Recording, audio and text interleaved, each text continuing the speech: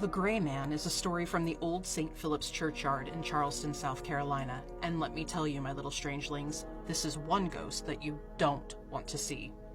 It all started when an enslaved man that went by the name of Boney was taking a rest in the churchyard one day.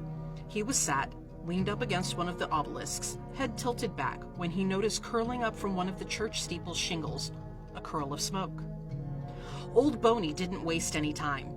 He climbed the old 1790s church, scaling its walls, and when he came upon the burning patch of roof, he tore the shingles free and tossed them down into the churchyard below, thus saving the old church that stood before this one from burning.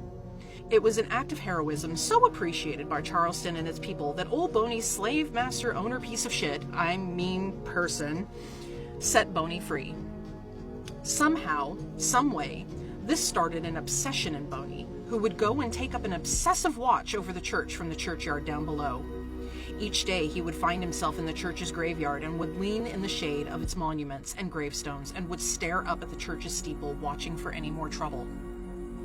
It is something that he has always done, and it is a practice that endures long after his death, with one very large caveat. It is said that Boney appears as a gray shade, staring forlornly up at St. Philip's now grand stone church and steeple, shaded by the same monuments he would rest against in life.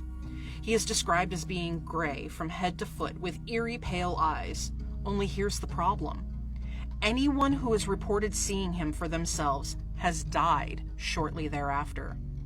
It seems old Boney has become a harbinger of death to all those who see him. So should you spot a gray shade standing among the tombstones of the old St. Philip's Churchyard, you may or may not wish to get your affairs in order quickly, for it seems you're not long for this world either, my little strangelings. And that is what makes the Gray Man of Charleston and the old St. Philip's Churchyard one ghost that you don't ever want to see.